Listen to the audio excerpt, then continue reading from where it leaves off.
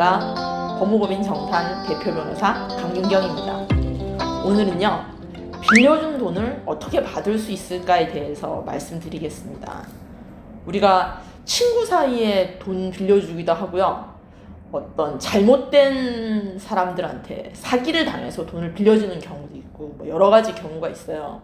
그래서 우리 보통 돈 빌려주고 못 받으면 고소해가지고 사기꾼으로 잡아넣어서 구속시켜가지고 처벌받게 하고 돈 받을 수 있을 거다, 이렇게 많이들 생각하시는 경우가 있잖아요. 근데 참 그게 어렵습니다. 사람들이 이렇게 사업하다 보면 돈 빌려가지고 갔다가 못 갚는 경우 많잖아요. 그게 액수가 막 10억이 될 수도 있고, 우리 뭐 큰 액수가 아니더라도 몇 천만 원이 될 수도 있습니다. 그런 경우에 돈 빌려준 사람 입장에서는 제가 사기꾼이다 이렇게 말할 수 있어서 처벌받을 수 있을 것도 같은데, 실제 사기꾼으로 처벌받으려면 이 사람이 전혀 돈을 갚을 생각도 없이 어마어마한 돈을 이렇게 빌렸을 경우에 이런 경우나 가능한 거예요. 그냥 친구끼리 아니면 사업하는 사람이 돈이 부족해가지고 사람 주변 지인들한테 돈 빌려가지고 결국은 망해서 돈 못 주는 경우 있잖아요. 그런 경우는 사기죄가 성립하진 않습니다. 그러니까 법적으로는 그냥 빌려준 돈이니까 법을 통해서 받을 수밖에 없어요. 그러니까 그 돈을 이제 법을 통해서 받는다라고 하는 거는 형사 고소는 사기로 처벌되는 건 안 되고 민사 소송으로 가야 됩니다.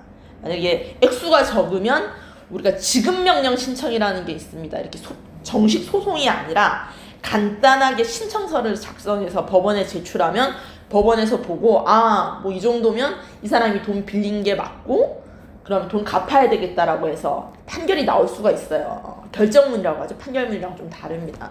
그런데 이거는 단점이 하나가 뭐냐면 증거가 완벽해야 돼요.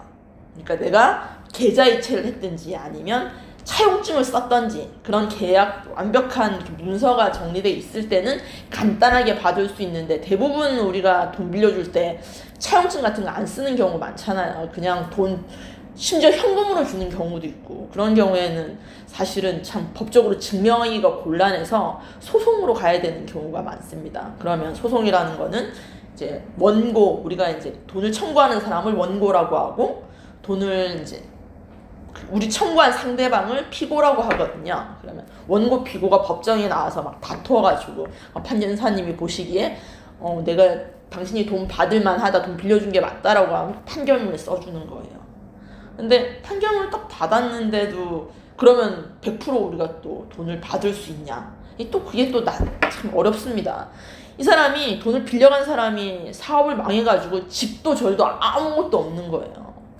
그러면 실제 판결문을 가지고는 돈을 받을 수가 없죠. 왜냐하면 강제집행이란 절차를 거쳐야지만 받을 수 있는데, 강제집행이라는 것도 상대방이 돈 빌려간 사람이 뭔가 재산이라도 있고 아니면 예금이라도 있어야지 가능한 거라서, 그래서 혹시 이렇게 유혹에 빠지실 수도 있죠.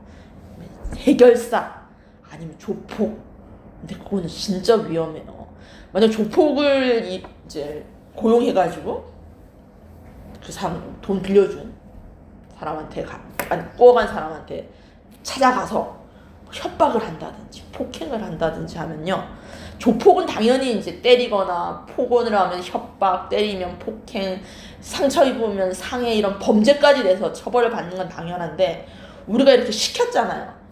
그러면 폭행 교사 시킨 거라고, 교사했다고 시켰다, 폭행 교사 아니면 상해 교사, 주거침입, 그러니까 함부로 막 남의 집에 들어가면 주거침입 되잖아요. 그러니까 주거침입 교사가 돼서 그 조폭이랑 똑같이 처벌받을 수 있습니다. 그러니까 조폭이나 이런 법보다 주먹이 가깝다는 말을 하지만 주먹을 쓰시면 큰일 나니까. 그리고 요새는 사람들이 이렇게 신고의식이 투철해가지고요, 아무리 돈 빌려가서 그렇게 좀 양심이 없어 보여도 그런 사람들 신고해요. 그러니까 절대 그러신 분들 쓰면 안 되고 반드시 법적인 절차를 거쳐야 된다라고 제가 충고드립니다. 그리고 돈 빌려줄 때는 현금 절대로 빌려주시면 안 되고요.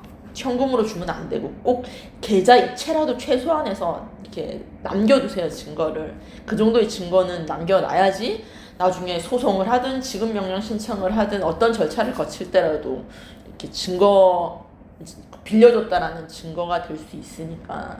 그리고 이제 이건 그냥 팁인데, 만약에 한 100만 원, 200만 원 작은 돈을 빌려줬어요. 그런데 계좌로도 빌려주지 않고 그냥 현금으로 준 거예요. 그럼 증거가 없잖아요. 그럼 이러는 거예요. 문자를 보내요. 그 돈 빌려준 사람한테. 모모야, 내가 너한테 100만 원 줬더라도요, 한 200만 원이라고 뻥을 튀기는 거예요. 200만 원 빌려준 거 언제 갚을래라고 문자를 보내면 많은 경우에 그 상대방이 야 100만 원이잖아 언제 200만 원이야 이렇게 문자가 오는 경우도 있어요. 운이 좋으면. 그러니까 그런 건 또 증거가 될 수 있으니까 이런 것들 이렇게 여러 가지 테크닉, 기교적 이런 것들도 이용해가지고 꼭 돈을 빌려주거나 법률적인 다툼을 할 때는 증거가 있어야 돼요. 특히 이렇게 뭐라고 해야 되지? 문서로 된 게 제일 좋은데 문서로 되지 않더라도 문자 메시지, 카톡 메시지 이런 것도 되게 유용하게 쓰일 수 있습니다. 그러니까 증거 꼭 남겨놓으시고요. 그리고 참 우리가 살다 보면 내가 풍족해서 돈을 빌려준 게 아닌데 나도 어려운 사정에서 이렇게 돈을 빌려줬는데 안 갚는 사람들 보면 참 저도 속상합니다. 근데 요새 다 참 너무 어렵다 보니까 서로 다 그렇게 돈 빌려주고 못 받고 많이들 하시더라고요. 간절한 만큼 저희가 좋은 법률 서비스로 여러분들 도우시도록 최대한 노력하겠습니다. 감사합니다.